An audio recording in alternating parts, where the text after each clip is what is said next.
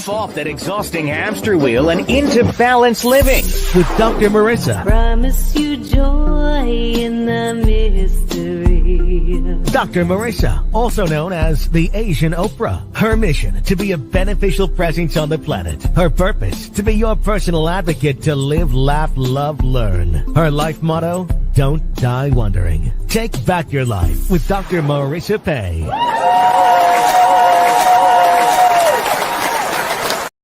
And welcome. You're tuned in to Take My Advice. I'm not using it. Get Balanced with Dr. Marissa, the morning show here on KCAA, NBC News, CNBC News, NBC Sports Radio Station, AM 1050, FM 106.3, home to the Asian Oprah, number one talk in the IE. Thank you very much. And streaming everywhere. iHeartRadio, Spotify, iTunes, TuneIn, Audible, Amazon Music, Tiki Live, Rumble, Podchaser, Spreaker, and more. Why so many places? I want to maximize my splatter zone for more hope and happiness. So that's why I balance out all the bad news here with some good news, good people, great topics, which has been going on now for 689 consecutive weeks. Thank you so much. I couldn't do it without you. And knowing that, they said anything they didn't talk about the headlines wouldn't last more than a year. 13 years plus later, I'm still here, and I am so delighted to always get to bring you some new information that you may not be familiar with, but you should be. Not that I'm shitting on you, but I have to give a shout out right now to someone who always brings me amazing guests, and that's Harlan Ball.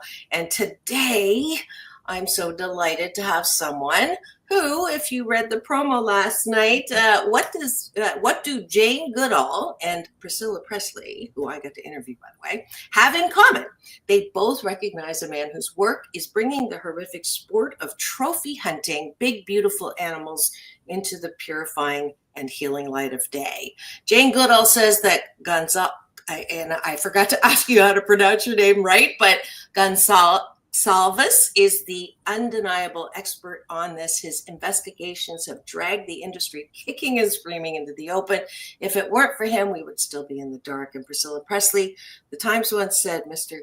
Gonçalves has done the world a service. They were right. Policymakers have no more excuses not to act. He's been a speechwriter for the British politicians, run a government department in the Middle East, helped save the world's most endangered big cat, the Iberian Lynx, from extinction. A former journalist with the BBC, he exposed a major nuclear accident, has worked for homelessness charities on both sides of the Atlantic, and as a conservationist, he's advised the World Wildlife Fund. He has an organic olive and cork farm in Portugal, from where his parents immigrated to the UK during the country's dictatorship, which became a sanctuary for stray and abandoned cats. He's released on the 10th anniversary of Cecil the Lion's murder, a trophy hunting book trilogy, 20 Elephants in 75 Minutes, Shoot One Lion, Get One Free, and Mainlining on Heroin. And forwards, obviously, by the two that I mentioned, plus Chris Packham. I'm so delighted that he's here because he even had a serious illness. He's become disabled. We'll talk about that. But he set up an international campaign to stop trophy hunting of wildlife. Please welcome, really I'm honored, to this studio, Eduardo Gonçalves.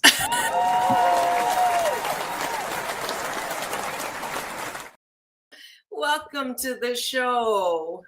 Oh, thank you so much for having me. It's truly an honor, and I can't wait to learn about this area that I don't know much about, but obviously I do need to know about it. And before we get started, we'll do a brief breakfast, folks, because he's got a lot to talk about. But what I do on every single show is take a bite of my gratitude sandwich, top of the bun, things we're grateful for outside of ourselves, and bottom of the bun, what I'd like you to do before you go to bed tonight, things that we appreciate about ourselves, so that we're not looking for love or likes on social media in all the wrong places. So first, I am grateful that I get to broadcast live from Canada, where I was born. Y'all know I came back here. My mom passed, so the service was a little over a week ago, but I get to continue to broadcast from here, and thanks to technology, and bring on guests like I do today, Eduardo. What are you grateful for? Actually, I had some very good news just a few minutes ago, which is that I've been accepted to adopt a dog that, well, he's actually spent all of his life chained up on a farm, and he's never really known much human contact. And but he's extraordinarily friendly when there's a small group of women in the north of Portugal who go around these farms where chained up animals are kept, and they try and persuade the farmers to allow them to be adopted. And in the meantime, they look after them, they visit them, they bring them food, they bring vets along to get them checked out. And so I had a dog until just a couple of months ago. I'd adopted him, well, my wife and I, who's also a Marissa, we'd adopted. Oh! all Marissas are great. Thank you. So we adopted this lovely 14-year-old Staffordshire Bull Terrier who had been abandoned by his previous owners. And it was awful, actually, because he'd spent 10 days after these people just moved out. They left him behind. He spent 10 days without any food and water. He was close to starvation. Fortunately, he was rescued. They were quite keen to sort of get rid of him, really, because nobody thought we would take him in because he was so old and so traumatized. We snapped him up, and he has been a source of light and joy for us. We had 2 wonderful years with him. He passed, sadly, just the day after his 16th birthday, but we're very grateful for what he brought to us and for the opportunity to have him in our lives. And now we found out about this other dog just a few days ago, really, through a friend of mine. And so I got in touch with the people who've been looking after him, and they literally messaged me about 15 minutes ago to say that we've been accepted. And so we're going to be going forward and adopting this lovely, lovely little boy who, as I say, he's been neglected. He's not been well looked after. He's been chained up all his life, but he's so friendly when people come and visit. And I'm just really looking forward to this opportunity to giving him the life that he deserves. Oh, fantastic. So much to be grateful for. I'm going to give you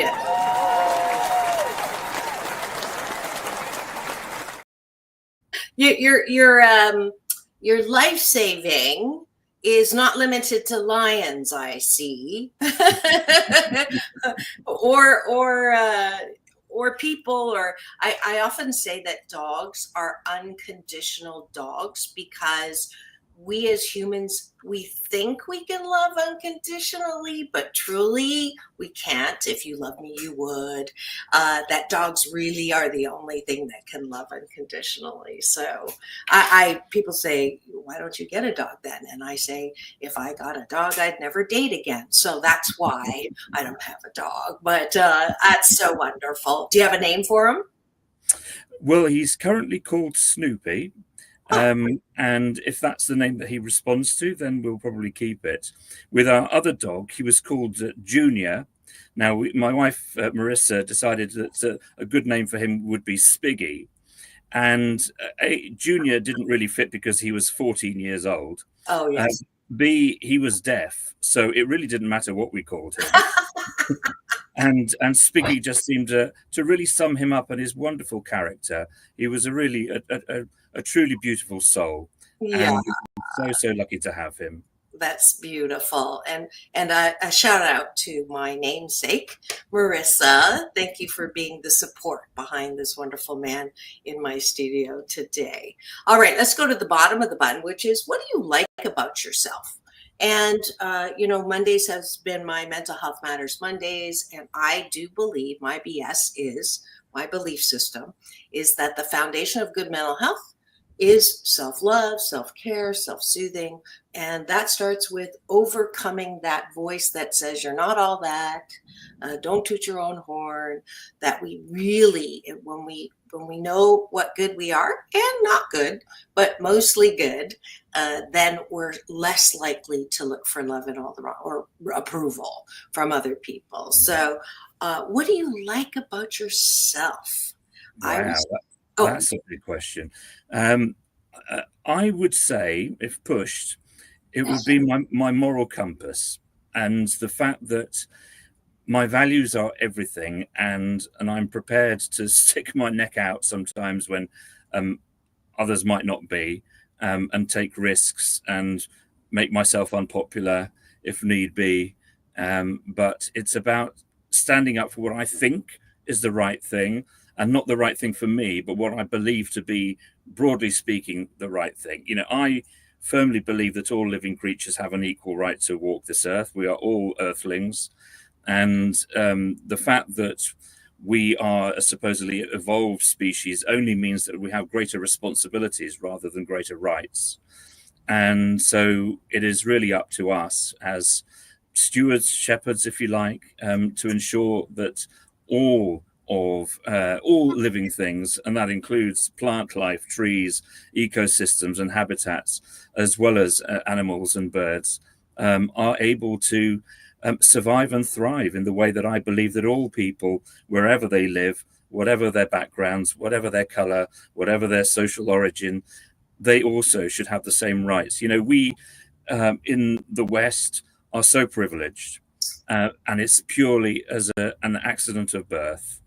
And I've felt particularly that, I'd say it's a burden of privilege, but it's one that I carry joyously and happily, which is I was very lucky to be born in a developed nation. I was able to access a good education. I've always had food. I've always had shelter. And I've been able to try to spend most of my life really to try and give back to others, not just people, but also wildlife and the planet in general, in a way that, well, I suppose is making the best possible use of my gifts, the things that I've been able to learn along the way, the things that the people that I'm able to be in contact with. And thankfully, there are some very influential people who support the work that I've been doing. And so, I'm sometimes a bit stubborn. I will push the envelope, and I will always ask people, look, can you help? And sometimes it's not an easy ask to make, but most of the time people respond wonderfully. So I guess hopefully. I'm glad that you are doing that very easily. It's not easy for some people to do that, especially British. I would say that being born in Canada, it's even more. And in Chinese, there's a saying: "The nail that stands up is hammered down." So it's not easy to do that, but I think it's really important that we all acknowledge what we are good at. And certainly that moral compass has led you to save a lot of important lives. I, like you, believe that every sentient being, animal, human, whatever, has that right to a beautiful life. And so I credit you with that, and I'll be giving you an award a little later on in the show. But that's beautiful. And I like about myself that even though they found 2 blood clots that canceled the world tour that was following this month in Canada, that my middle name is still No Fear. I was a little afraid that would go away, but I can still find adventure on the ground. And I just know that it's always this or better. And a year knows what a day doesn't, and who knows why this happened, but it's, I know that everything happens for my divine and best good. So I'm really, truly appreciative that I have that. Otherwise, I'd be sitting on a pity pot for a long time, but I'm not doing that.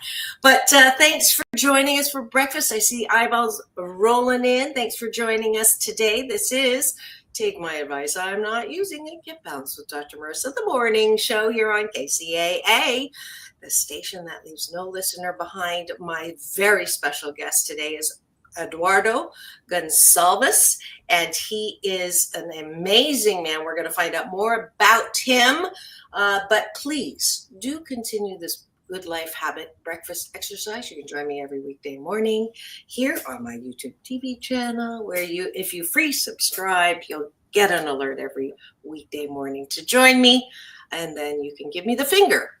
This one, not the other one. Thanks for joining us for breakfast, and I promise you, you will sandwich your day in the most positive way.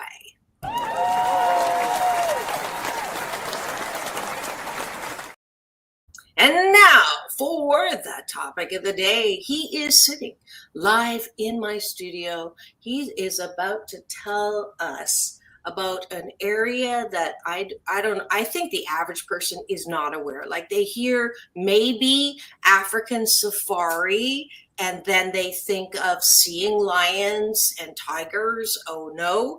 And then that's about it. So I know that when I read the promo material that wonderful Harlan sent me, I was shocked. So I'm going to let you just take it away. And actually, how did you even get into this? I think that's a good starting question. You're in Portugal or Britain, and you are doing whatever.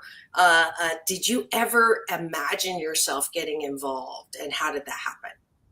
Yeah, it's kind of a long story, but I can sum it up into when I was a kid. So I'm originally from Portugal. My family all live in Portugal.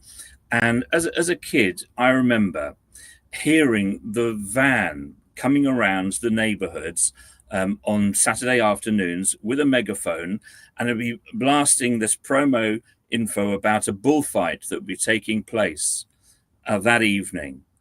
And then seeing on the TV the bullfights taking place. And I'd have been 7 or 8 years old. And I remember seeing this and saying to my uncles and cousins and aunts, why do people do this? I don't see what's the fun in this. Why is this something to enjoy, and so on. Unfortunately, they all thought the same. And that kind of all stuck with me, that this was just a barbaric way to treat fellow living creatures. So that kind of little seed was planted.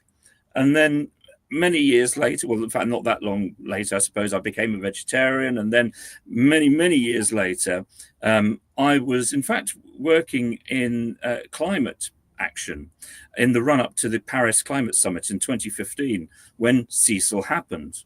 And I was kind of quite busy because I was working with all sorts of different other NGOs and politicians and businesses to try to get an outcome at the Paris Climate Summit, where the international community would actually agree to do something about the climate crisis. And Cecil kind of happened, and it was a little bit in the background because my mind was somewhere else, but it happened. And my first reaction, which I think was the reaction of pretty much everyone else on Earth, was, what? What just happened? A guy just went and shot a beautiful big lion for fun, and he used a bow and arrow, and he wanted to take its head and put it in his trophy room. People still do that?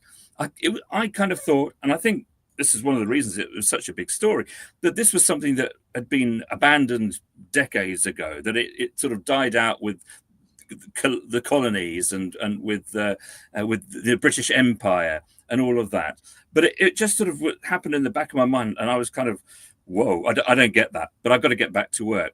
But a little later that year, in fact, just as the Paris summit was being wrapped up, I got an invitation to lead Britain's leading anti-animal cruelty and anti-blood sports charity called the League Against Cruel Sports. And I absolutely jumped at it. In fact, I remember coming back by train from Paris, from the climate summit, going straight into the House of Parliament and speaking to members of Parliament about fox hunting and bird shooting and so on. So it was absolutely something that my heart was into. Anyway, and I was doing all sorts of campaigns and work. We started some work on trophy hunting, not as much as I'd have liked, but we actually then discovered that there was quite a big problem of organized dog fighting going on. So you had these criminal gangs that were breeding dogs and then forcing them to fight, and offering $50,000 prize money. And these gangs were often involved in other really heinous activities. So, people trafficking, drug smuggling, gun running. I mean, these were really bad guys. And I brought in a specialist undercover investigator, and we mounted an operation to infiltrate this really big gang based in Eastern Europe that was running this operation throughout Europe, but in fact, actually throughout the world. So it was operating in the Caribbean, in the Middle East, everywhere. And we successfully infiltrated it. We broke it up. About 100 dogs were rescued, and a bunch of guys went to jail. And that was fantastic. But then there was a general election called in Britain, and we had to kind of focus on that. And it was around about that time that I actually fell ill. I was in hospital for about 6 months as they were trying to work out what was going on with me. And they thought I had, all sorts of things, that I had a stroke, that I had multiple sclerosis, that I had cancer, that I had, anyway. And it went on for several months, all sorts of scans, and I couldn't walk. And eventually I got a diagnosis, and I've sort of slowly begun a journey of recovery. But as you were saying, Marissa, before about, when those 2 blood clots were diagnosed, and in a way it kind of became an opportunity for you, a sort of a fresh beginning.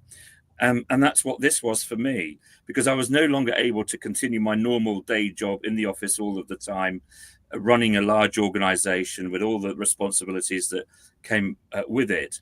But as I was starting to sort of come out of the worst of it, there was a story that went out on the international news wires about how the government of Botswana in southern Africa was about to restart elephant trophy hunting.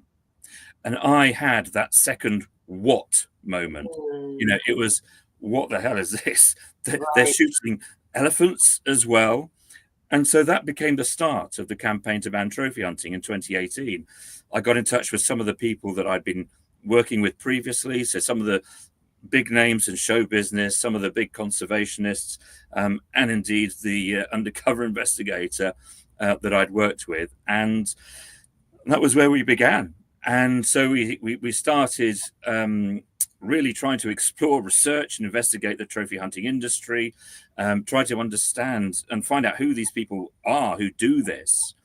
And we would be engaging with parliaments and governments and politicians to try to, on the one hand, stop governments from saying, look, it's fine for you if you're a trophy hunter, bring the body or the head or whatever of your animal back into the country to show off in your living room, and starting to engage with international authorities like CITES, which is there to protect endangered animals from wildlife trade, etc.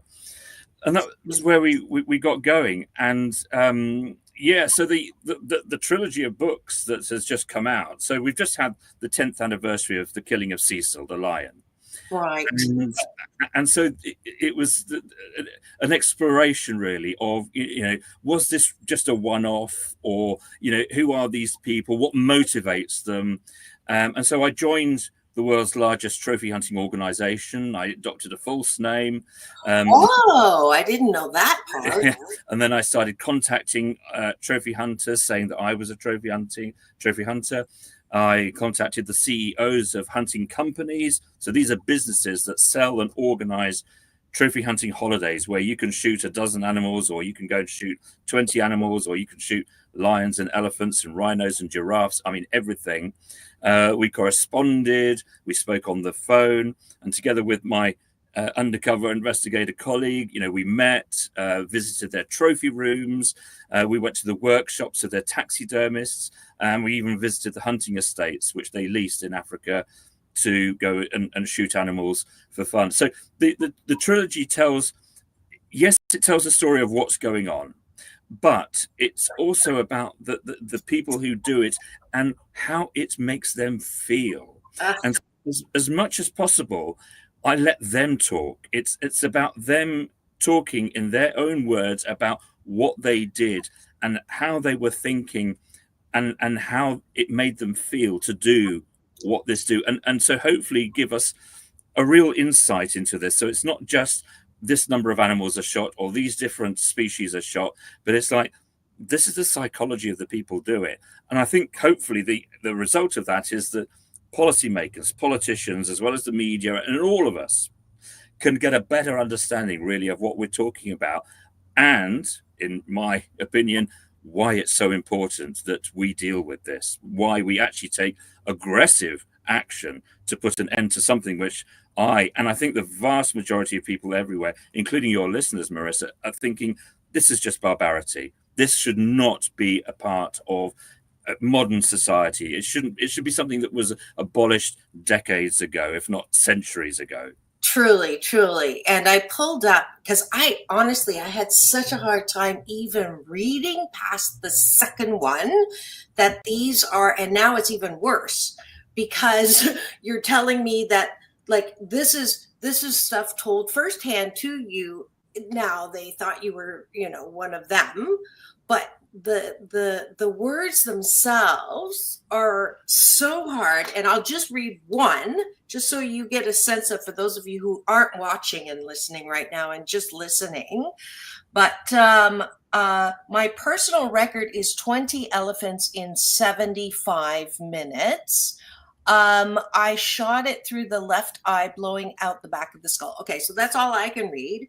And we were in the green room, and you mentioned, if you think it's hard to read, think how hard it was for me to write. And just so people know also, this book was supposed to be one book, and the publisher went, it's way too full of important things. That's why it is now a trilogy. And it is no holds barred, as it needs to be. And those of you who say, Dr. Marissa, you don't talk about things that are, problems. And I've made that a rule for over 13 years. But I will remind you that I will talk about them when there are solutions.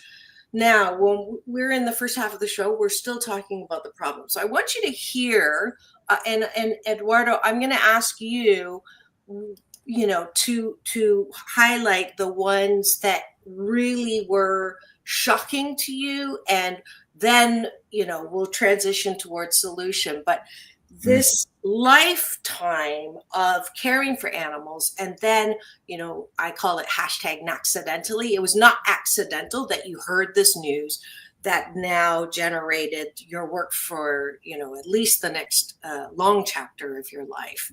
But the reality of this sport makes me kind of sick to my stomach to even call it that. What did it do? Or give me the worst of it. So the first thing was, the killing of Cecil was not a one-off, right?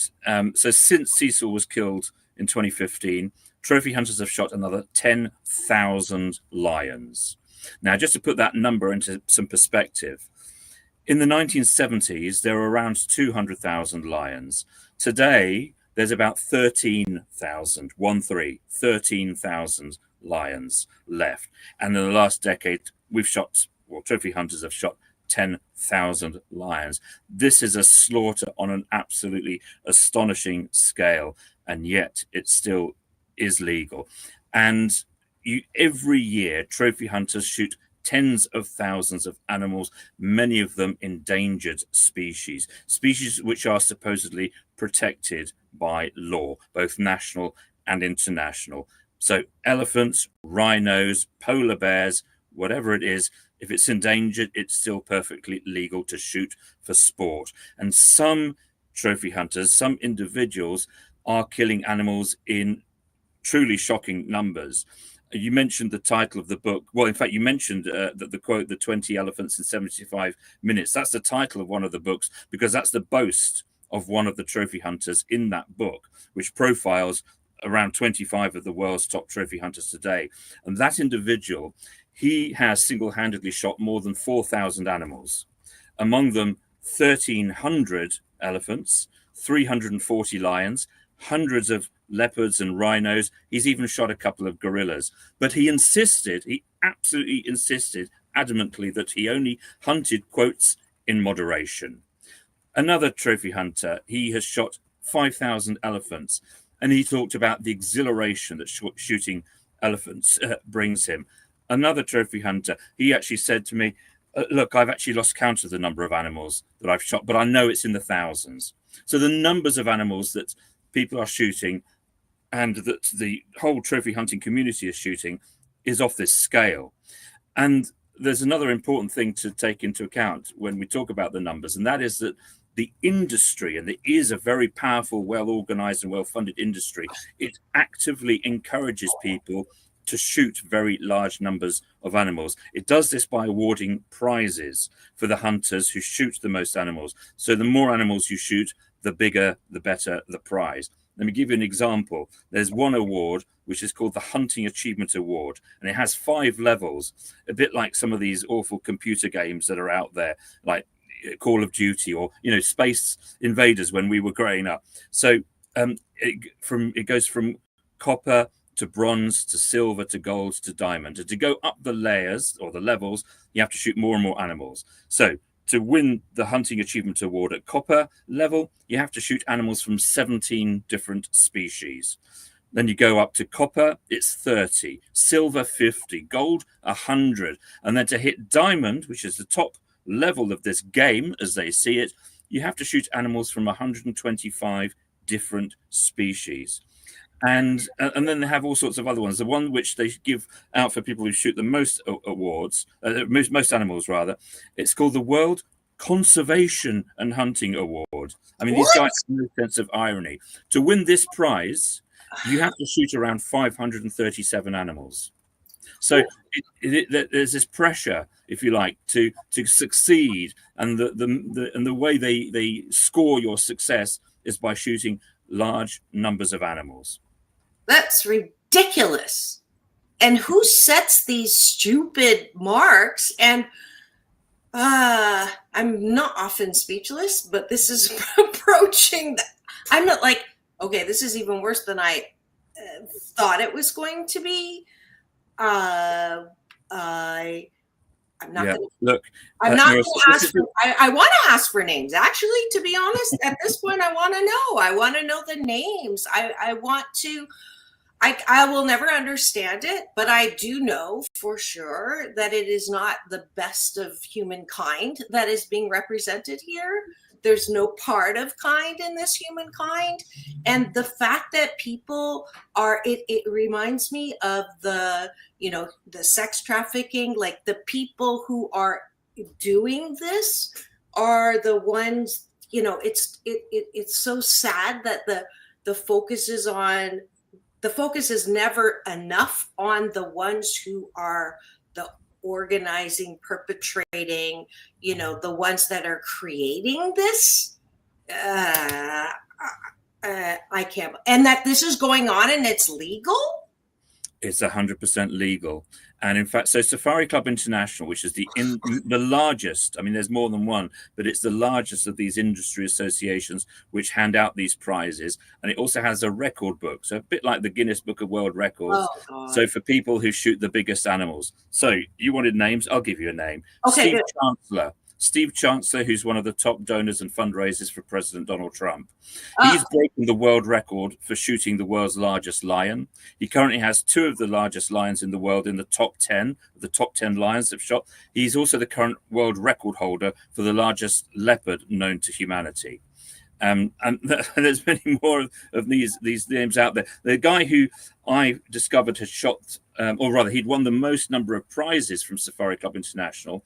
He's called George Harms. He's a New Jersey real estate developer, and he's won something like 60 or 70 different prizes from Safari Club International, each of which is for shooting large numbers of animals. So the total comes to something like 800 animals when you add them all up.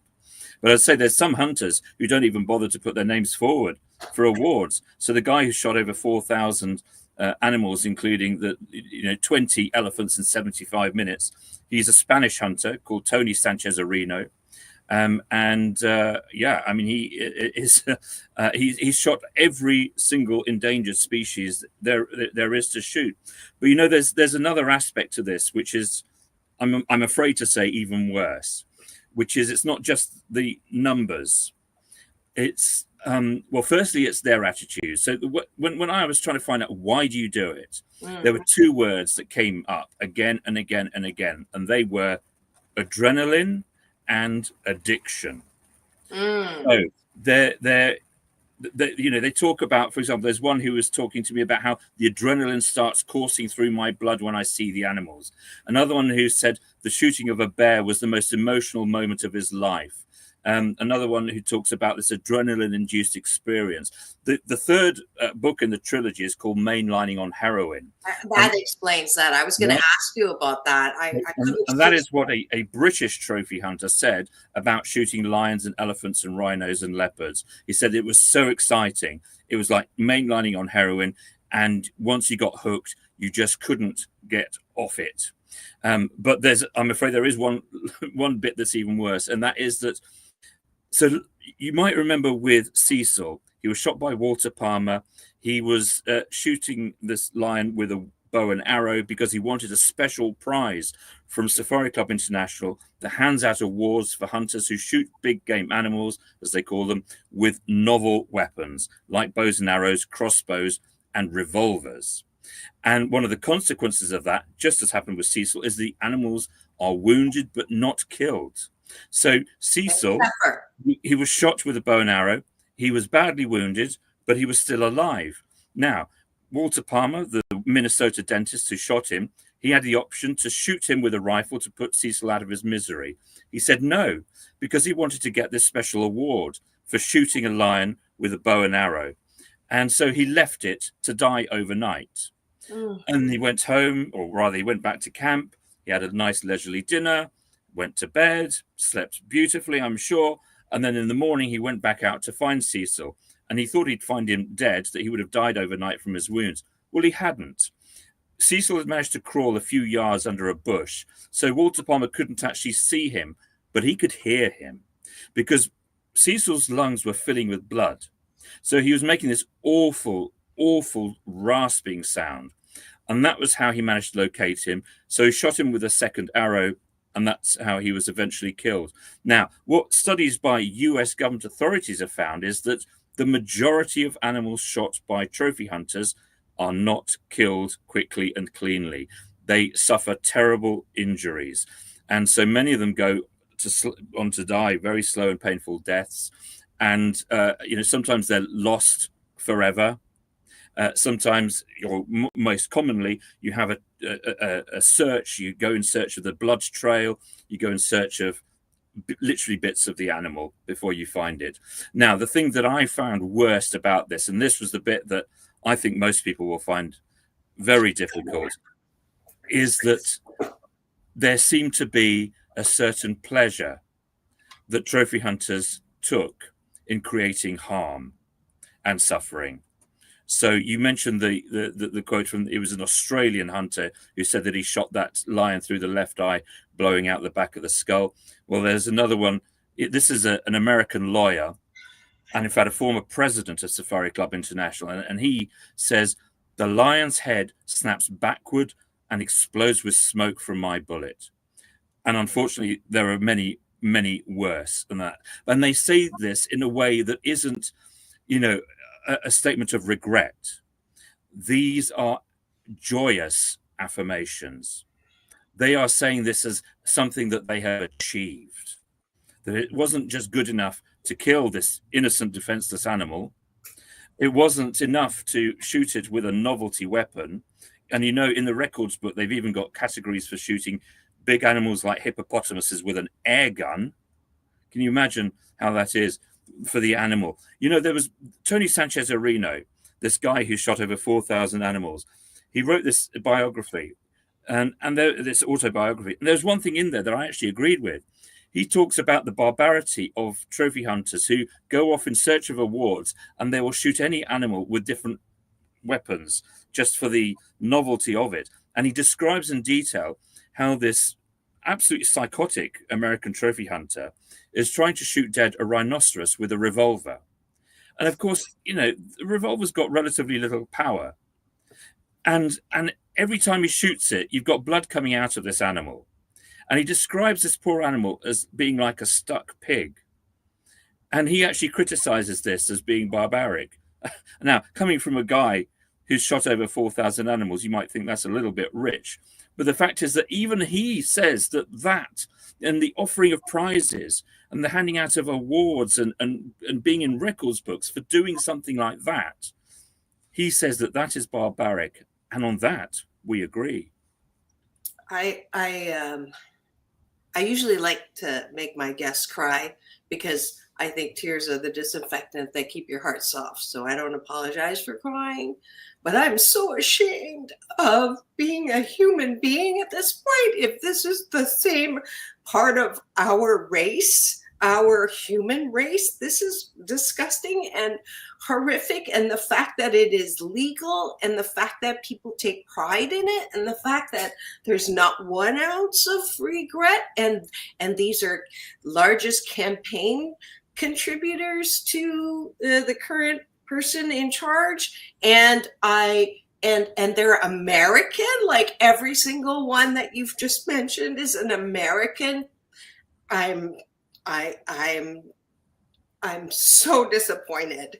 I am so, and we're going to have to take a quick break for station ID, which is probably good. So I can use some Kleenex and rescue my makeup. But I can't believe it. But thank you for sharing all this. And I can only imagine how many times you've told this to the point where you can actually express it without getting personally emotional as well, because I can't even imagine you stomaching writing and recording this, pretending to be a trophy hunter. And, I wouldn't have been able to do it. That's not why I'm giving you the award. I'm giving you the award because you're my favorite kind of guest who actually is using their energy and their life to shine some light on an area of temporary darkness that is part of life, and that we can do something. When we come back from break, we're all solution. What can we do to support my guest today? Whew. We'll be right back in 2 and 2.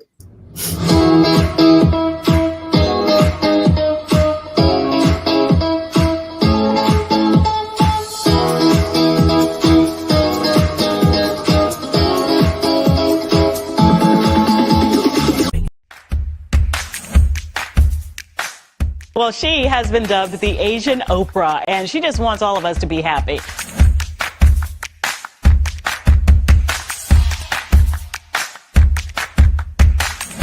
Dr. Marissa, aka the Asian Oprah, says the most important thing you can choose is choosing to be happy. You are tuned into my weekly talk radio TV show called Take My Advice. I'm not using it. Get balanced with Dr. Marissa.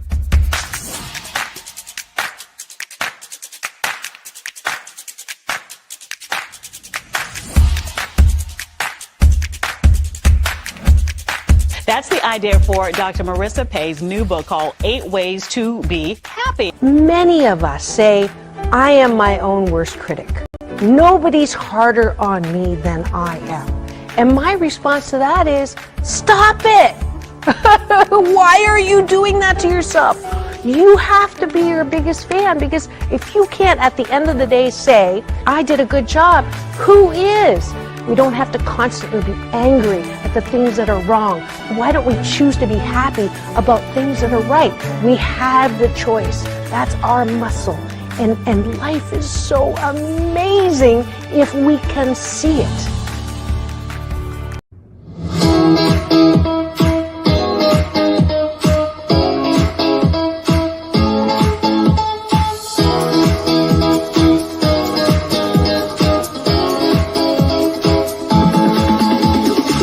Take back your life with Dr. Marissa Pay.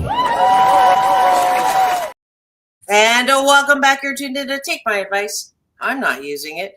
Get balanced with Dr. Marissa, the morning show here on KCAA, NBC News Radio, and streaming everywhere. iHeartRadio, Spotify, and of course my YouTube TV channel where you can watch, listen, comment, and interact with my guests every weekday morning.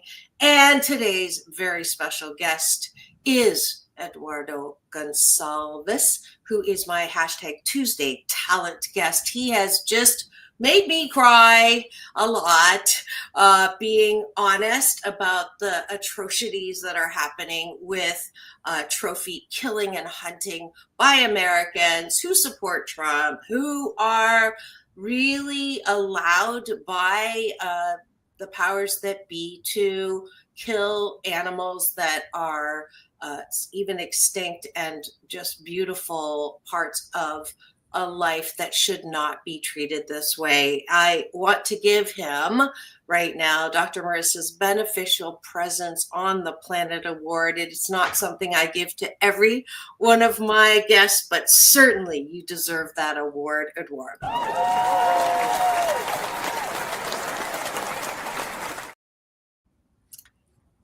I hope that I am not going to mail you something, so you're just going to have to tell people.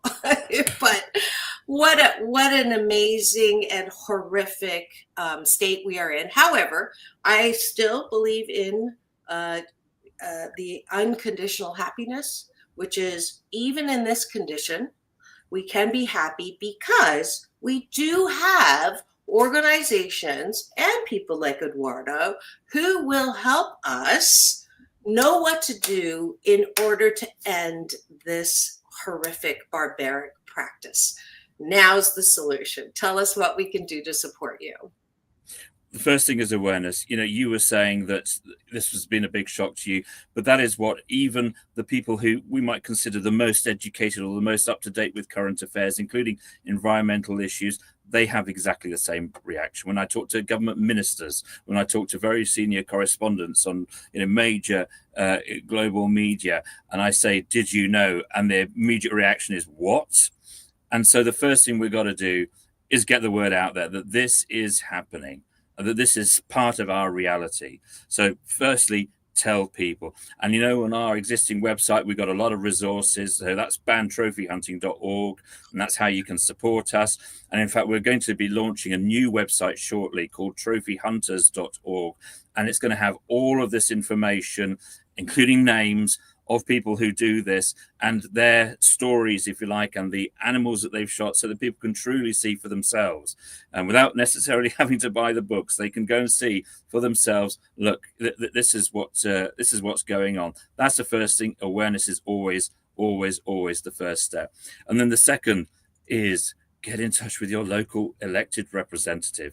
I mean, we are blessed to live in a democracy, and our elected representatives are there to serve us. That's why we pay them. We hire them to represent us. So get in touch with them. And that means calling them. It means going to see them. It means mailing them a letter.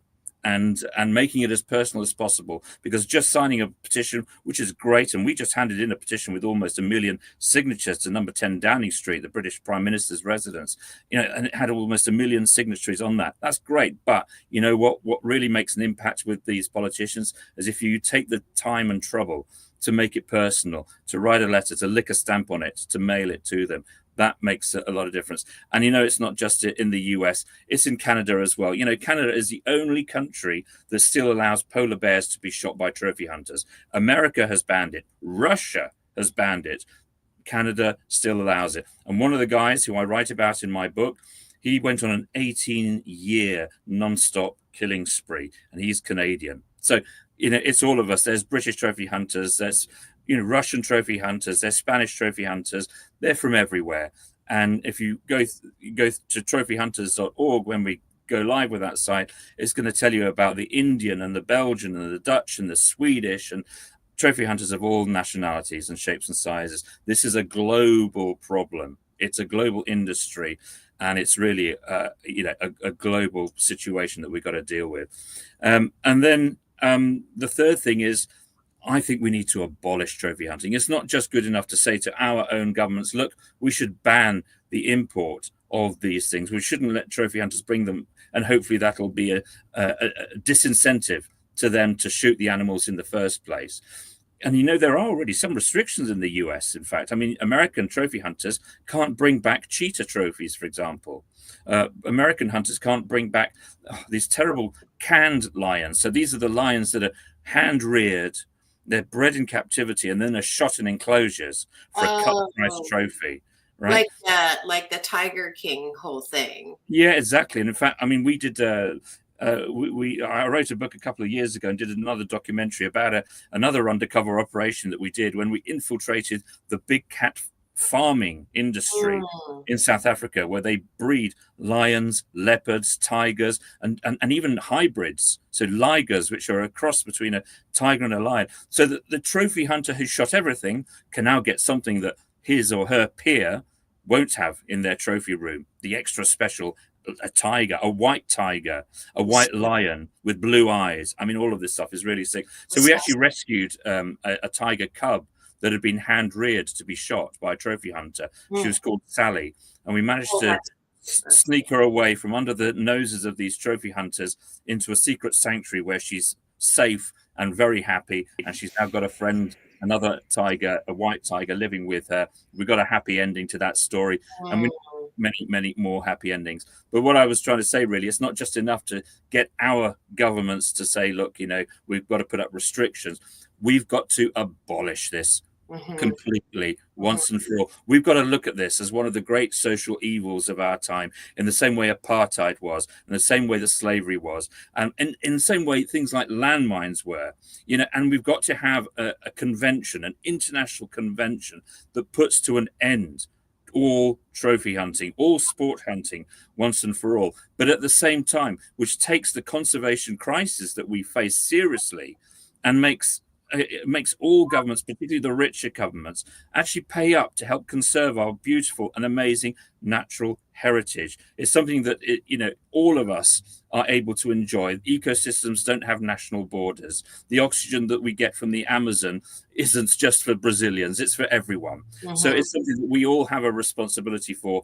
And in the same way that we talk about tackling some of the problems of climate change with international climate finance schemes, we've got to be thinking in those same terms when it comes to tackling the conservation crisis. I used to work for the World Wildlife Fund, and I was part of this team that produced the Living Planet report, which measured the wildlife populations on Earth and what was happening to them. Well, the last report that was published last year showed that since the 1970s, wildlife populations have crashed by 70% across the globe. And what we know from trophy hunting is that animals such as lions and leopards, the rate of decline there is 90% or more.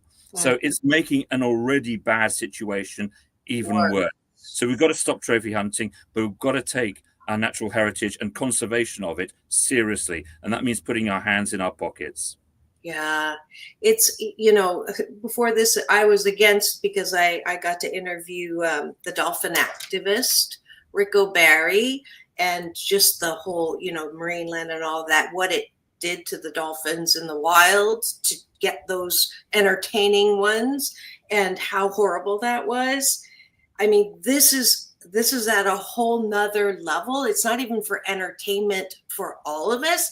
This is for a few sick individuals that are addicted to the sight and the sound of dying majestic animals. So I'm going to get a t-shirt for sure. Dr. Marissa is totally behind and for, and anytime you want to come on to talk about anything that's happening, just let me know, because this is now my new, I did this for Doors of Change and for Veterans for Peace, and you are now my new, there's no freaking way on my watch that this isn't going to get, the attention that it deserves.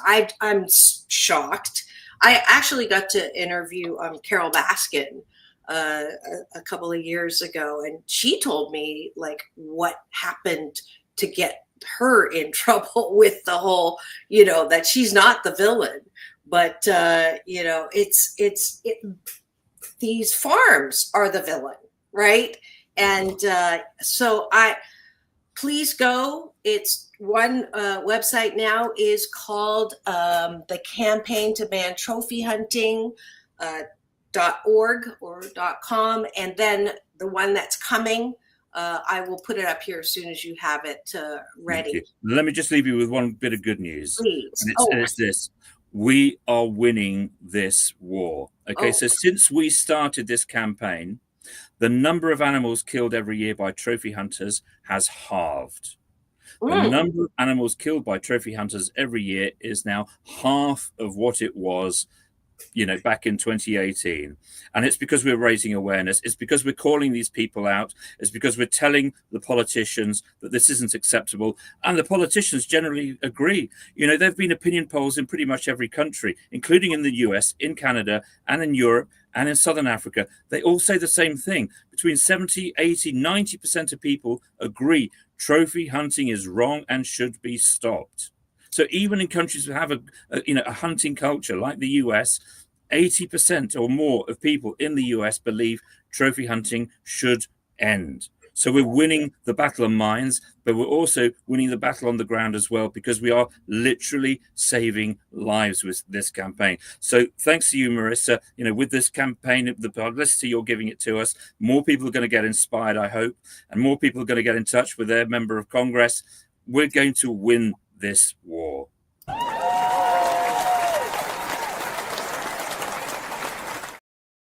Thank you so much for that good news. I really needed that good news.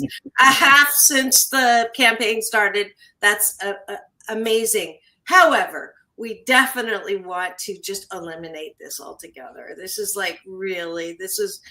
honestly, this is one of the stupidest things I've ever heard of in the last at least 10 years that is still in existence. So I know that we will win this, because there's not one redeeming thing about this at all. Not one. At least with the dolphins, it was the education that kids get to see the dolphins. But there's nothing redeeming about it. In fact, it's embarrassing to know that I'm part of a human race that actually does this and promotes it. And the people who are creating those levels, I don't do voodoo dolls, but I might just start at this point. Thank you so much. Thank you for coming and sharing all of this incredible, horrific, but absolutely necessary awareness for all of us. I really, and the fact that your wife is named Marissa, I mean, come on. You're now in my close friend group, but most of my guests turn out to be friends, but you're going to be in that special circle at that level of goodness. I feel honored. Thank you. And your health. I'm just knowing that, you've got a lot of work to do. So we're just knowing that your health is going to continue to improve, and that it does not get in your way at all. So thank you so much. I do this at the end of every show. If you would join me with your fingers, it's all about balance, peace in, peace out, world peace through inner peace. And now go and have the best day ever. Thank you so much, Eduardo. Thank you.